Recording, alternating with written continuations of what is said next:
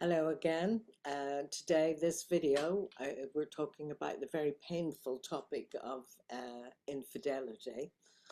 So, if you're watching this, then I'm guessing it's been an issue for you or someone that you love or care about. Um, so, what I want to say is that after the initial shock and the emotional turmoil of infidelity, one of the biggest challenges is to start rebuilding intimacy again. um, whether it's emotional or physical infidelity.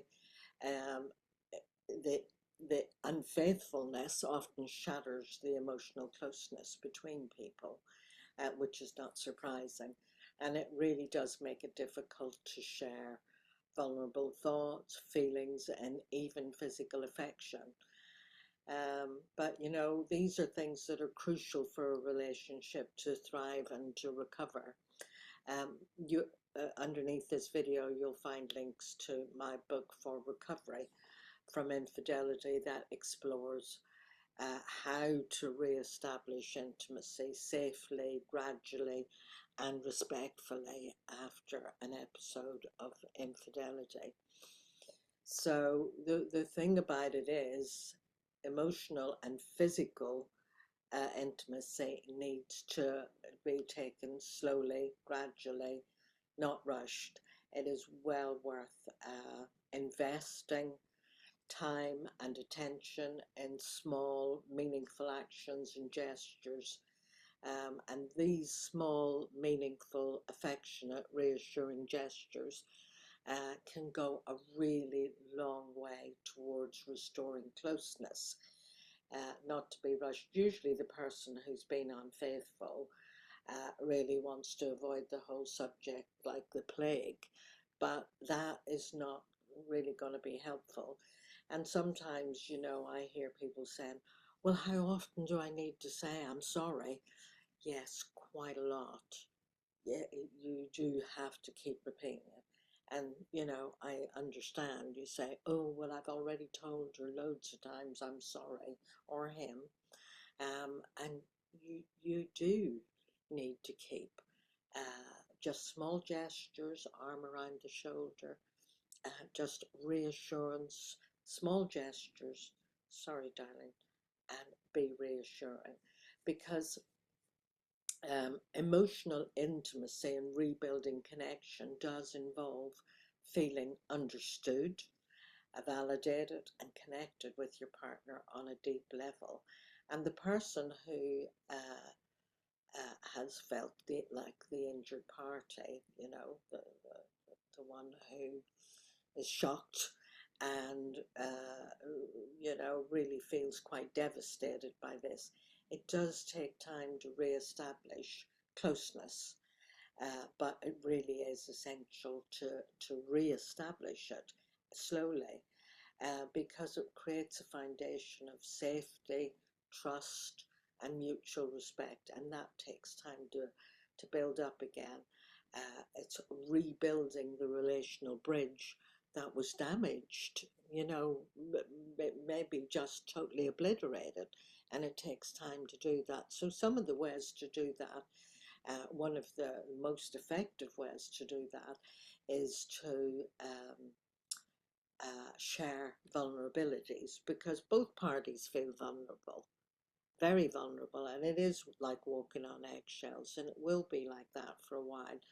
And there's a certain amount of accepting that that is how it's going to be for a while.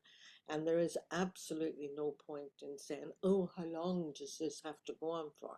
It goes on for as long as it takes, and it is worth being patient and taking the time to invest in the reparation. It's repairing a rupture to this relationship, and it can be challenging to make yourself vulnerable to each other. But where there's been a breach of trust, it really is essential for rebuilding empathy and understanding. So, as well as that, look, you start small by sharing day to day emotions and gradually opening up about deeper feelings and insecurities, because the whole relationship is on the line in these situations.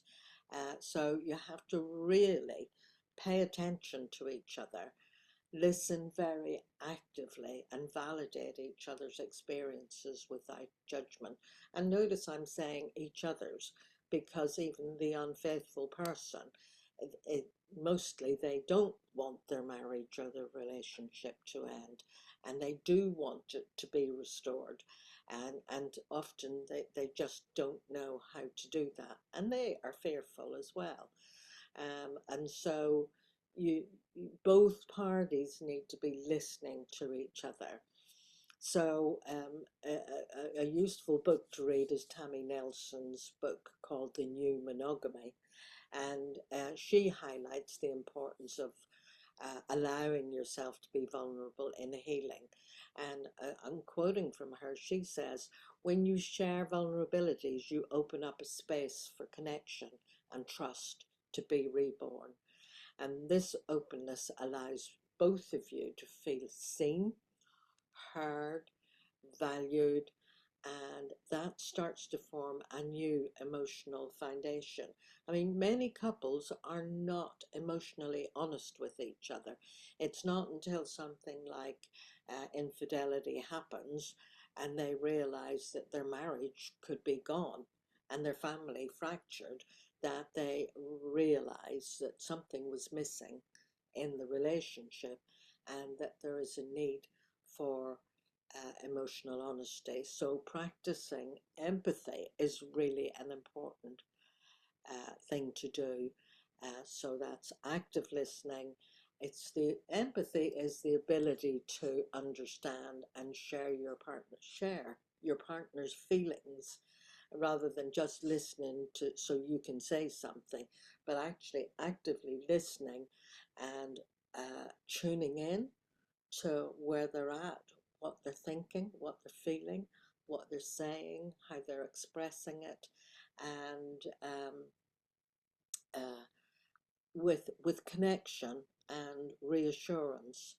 And it does involve deep listening, and that is a relational skill that a lot of couples don't develop.